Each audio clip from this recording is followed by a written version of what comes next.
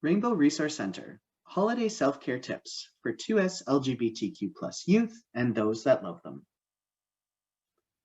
The holidays can be a difficult time for queer and trans youth, especially this year, compounded by quarantine and virtual learning due to COVID-19. Youth may have fewer opportunities to be able to leave the house or find physical safe spaces, and oftentimes may be forced into activities that don't affirm their identities. The complicated and complex relationships we have with our families can sometimes leave us feeling raw, overwhelmed, and upset during and after the holidays. Additionally, the time leading up to a holiday gathering can bring up anxiety as we think about how it might go. Self-care. Sometimes we don't get that love and support from the people who are supposed to love and support us. So self-care can be an important step in identifying ways to support ourselves. Discover what helps you feel cared for, relaxed, and able to cope with everything that's going on.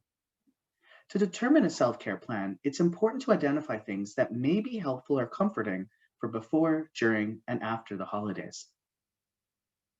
Self-care plans. These are a way to love and support ourselves when we need it most, to show ourselves the love we deserve. They can also help us feel calmer, and it can give us a sense of control when things feel out of control. They also look very different from one person to another. They're just as diverse and unique as the people who use them. Enlist a holiday buddy, someone who is safe, affirming, someone who can validate your feelings and check in on you through texts or calls, daily or hourly.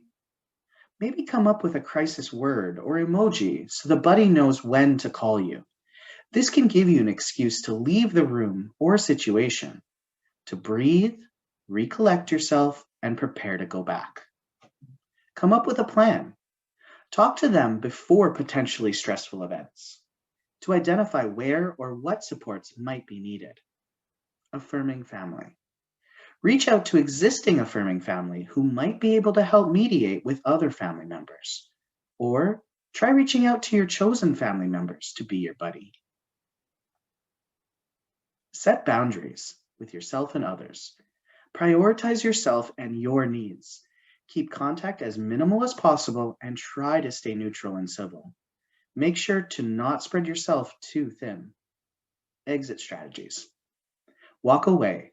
Go outside, to the bathroom, to your safe space, or change the topic.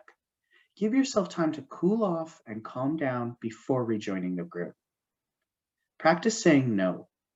Practice declining things you don't want to do if it feels safe to do so. Say, I am not going to discuss this, or I will not debate this. Remember, your identities are not contingent upon your family's ability to understand or validate them. Their unacceptance is not a reflection of your power or worth. Make response plans. Make a list of previous and potential topics and questions that might come up and plan your strategy on how you could respond. In the case you may want to start having a conversation with your family about your gender, pronouns, or sexuality, practice talking about how you want to be treated. It can be very empowering, but it may not always be respected. So if you need to walk away from any toxic conversations regarding your identities, that's okay.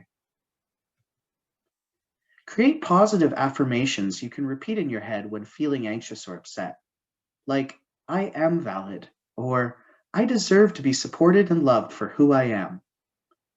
Ground yourself.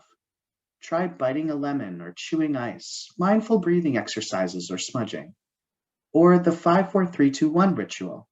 Find 5 things you can see, 4 things you can feel, 3 things you can hear, 2 things you can smell, and 1 thing you can taste. Plan your comforts, personal items, or make a box. Put in 3 things that make you happy, like pictures, song lyrics, or talismans, or maybe your favorite stuffy, snack, gum, smell, or fabric. Wear a piece of jewelry or clothing that feels affirming while around family, like an affirming necklace, a cool pair of socks, an undergarment, or a cute t-shirt, even if only you know you're wearing it. Feel your feelings. Give yourself permission. Take time to tune into how you're feeling. This helps you understand what you may need more or less of. If you're feeling sad, hurt, or angry, remind yourself your feelings are valid and you don't have to pretend to be cheerful. You are not wrong for having your feelings, and you deserve to feel supported and loved for all that you are. Feel your emotions as they are, and don't feel obligated to participate in activities if the emotions are too overwhelming. The holidays can be tough when you're missing someone important to you. Due to quarantine, maybe organize a virtual event with friends. For those we have lost, share favorite memories, a moment of silence, or set a place at the table as a way to honor them. Reflect on things you are grateful for and have in your life, and find spaces and reasons to laugh, comedy movies or TV shows, or funny animal videos. Remember, the holiday stress will eventually pass and you can get through it. Treat yourself right. Take care of your physical, emotional, spiritual, and mental health. Find the balance between time spent with family, friends, and yourself that feels right for you. Take extra time to really take care of yourself more than you normally would.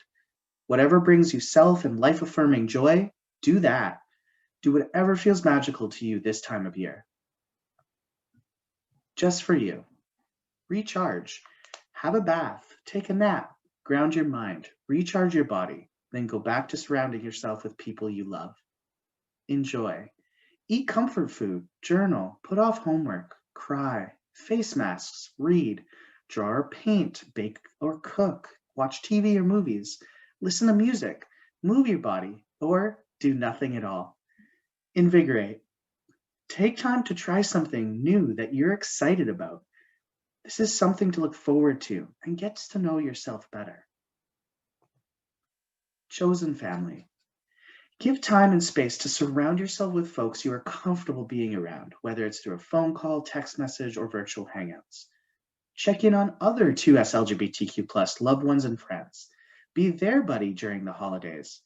This can help us channel positivity not only towards others, but also reinforce it within ourselves.